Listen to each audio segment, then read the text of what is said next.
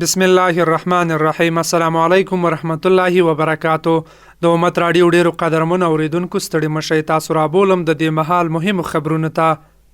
نن د 1445 هجری قمری کال د ذوالحجې 22مه چې د 1403 هجری شمسی کال د چنګاښ 9مه چې د 2024 میلادي کال د جون له 9 نیټې سره برابر ده. په سر کې د مهمو خبرونو سرټکی. اسلامي امارت د پاکستان د دفاع وزیر وروستیو څرګندونو ته کلک غبرګون ښودلی. چین د افغانستان پر لیتیم کانونو پانګونې ته لیوالتیا ښودلې. افغان سوداګر په هیواد کې د معیاري سړو خونو جوړېدو غوښتنه کوي. بلخ کې د نفتو په کنسورسیوم د څو شرکتونو لخوا پانګونه کیږي. د هیواد د بهر د سیمې او نړۍ خبرونو کې اورئ چې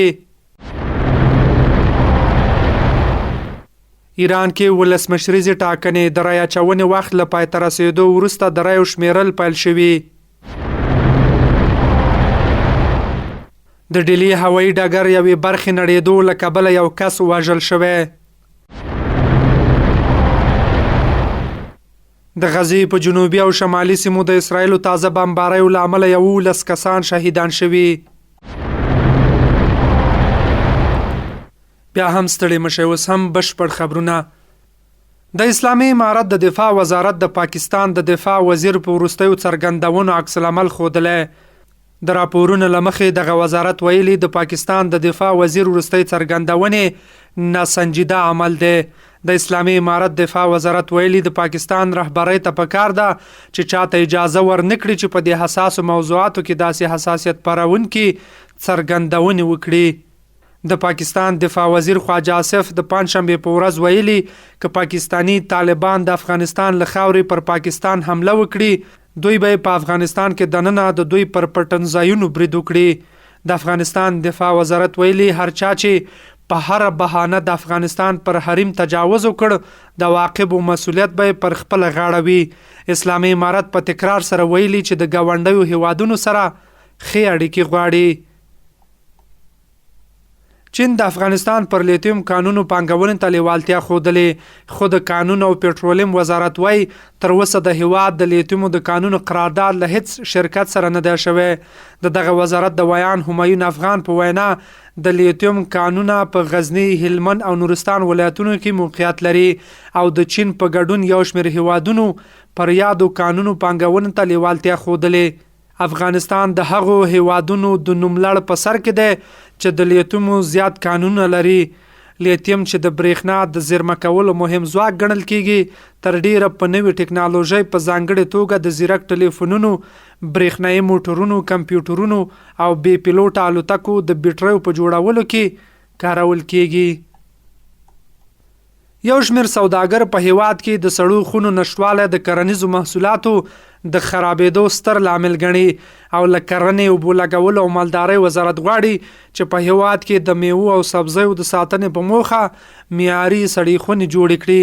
ورته مهال د سوداګرۍ او پانګونې خونه هم په هیواد کې په لمریز سیستم سمبال او معیاري سړو خونو په جوړولو ټینګار کوي.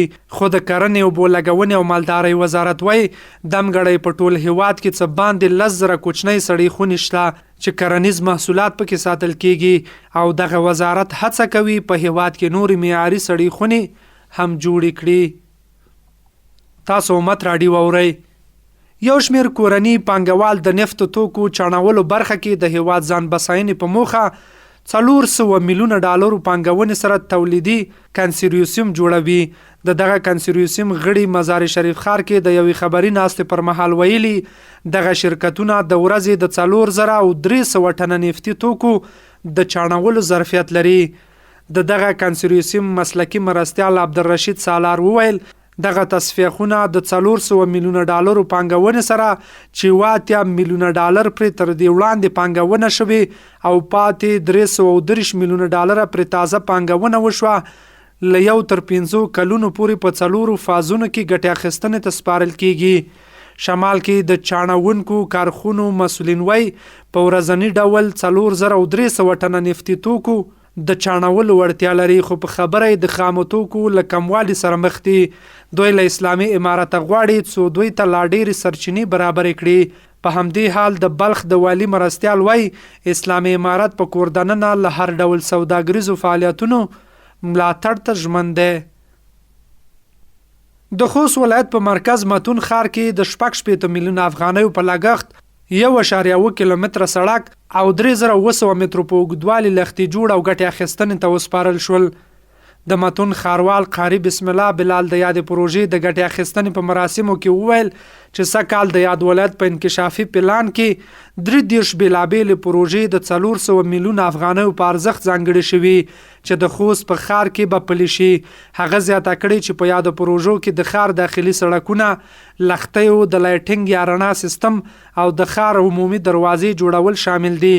هغه همدارنګه زیاته کړې چې د یاد ښار په لومړی او درېیمه ناحیه کې د 21 میلیونه 615,855 افغانیو په لګښت د 2900 مترو په اوږدوالي د لښتیو جوړولو چارې پیل شوي چې د 6 میاشتو په موده کې به پای ته ورسیږي. د یادونې ده چې د خوست ښاروالۍ له لوري نه یوازې د ښار په داخل کې بلکې د ښاره د باندې هم بېلابېلې پروژې ترسره شوي یا روانې دي چې له جملې د ملګرو ملتونو پروژوي دفتر سره په ګډه د مرکز اړوند د سړکونو او کوڅو په اساسي بڼه جوړول وو چې څو اونۍ وړاندې چارې پای ته ورسېدې. او د کورنیو خبرونو وروسته دا چې په لوګر کې د سنځلګل کلنۍ دودیزه مشاعره ترسره شوه. د سنځلګل کلنۍ دودیزه مشاعره چې د لوګر د اطلاعات او کلتور ریاست لخوا د پل عالم ښار په فوټبال سټیډیوم کې جوړه شوې وه. پکې د اطلاعات او کلتور وزارت سرپرست ملا خیر الله خیرخوا، د کورنیو چارو وزارت تامیناتی معین مولوي عبدالله مختار، د کلتور او هنر معین مولوي عتیق الله عزیزی، د لوړو زده کړو وزارت علمي معین مولوي لطف الله خیرخوا او یو شمېر نورو مسؤلینو د هیواد په کچه مشهورو شاعرانو، ادیبانو او د شعر او ادب زرګونه مینوالو ګډون کړی و. د لوګر د اطلاعات او کلتور رئیس رفیع الله صمیم له راغلو شاعرانو، حکومتي مسؤلینو او ولسونو له پراخ ګډون څخه مننه وکړه او د مشاعرې په لړ کې د هیواد په کچه مشهورو شاعرانو او ترانه ویونکو او یو شمېر نورو شاعرانو خپل ترتیب کړي شعرونه، نظمونه او غزلونه له ګډونوالو سره شریک کړل. د یادونې وړ ده چې د اسلامي امارت له راتګ سره په لوګر کې د سنځلګل دودیزه کلنۍ مشاعره د ګڼ شمېر مشهورو شاعرانو سربیره د زرګونه مینوالو په شتون کې ترسره کیږي. او له هېواده بهر په بهرنیو خبرونو کې به واورئ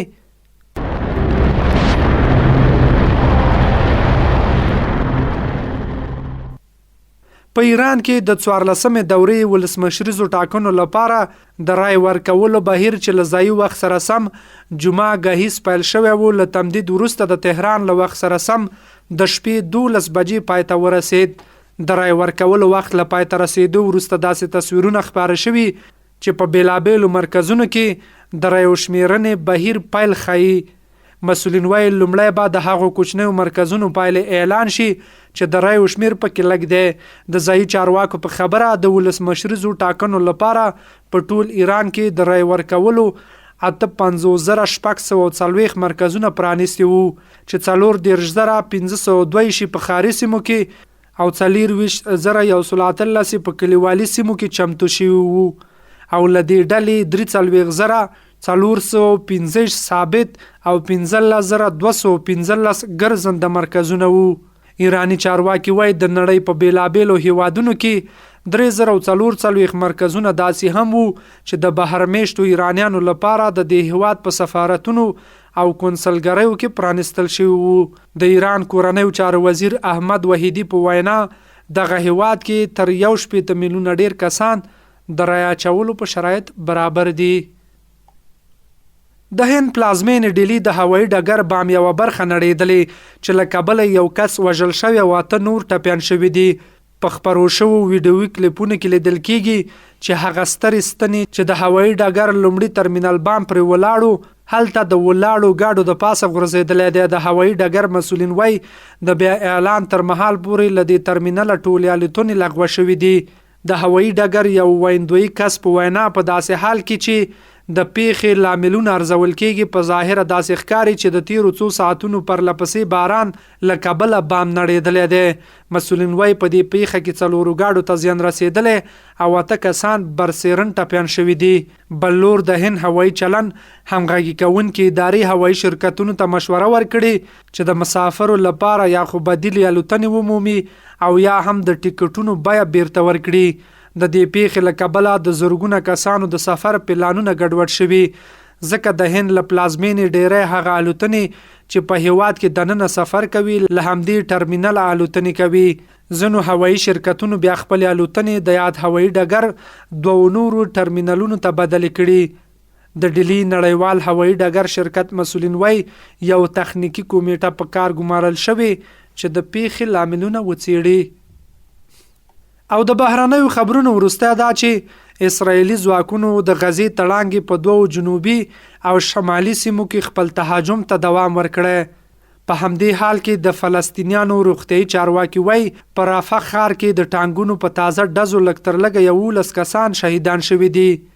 ځایي اوسیدونکي او د حماس رسنۍ وایي د اسرائیلو ټانګونه د رافح ښار په شاکوش سیمه کې خپل مخکې تګ ته دوام ورکړ او په زرګونه بې ځایه شوي کسان یې اړ کړل چې له کمپونو ووځي. د مې میاشتې له 9 ټانګونه د رافح ښار په بیلابیلو سیمو کې مخکې تللي او اسرائیلي ځواکونه له مصر سره پر ټوله سرحدي سیمه کنټرول لري.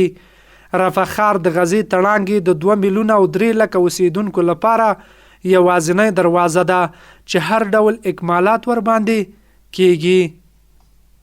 د امت راډیو ډیرو قدرمنو اوریدونکو دا او تر دې مهاله مهم خبرونه. تر بیا د خدای په امان ښه وخت ولرئ.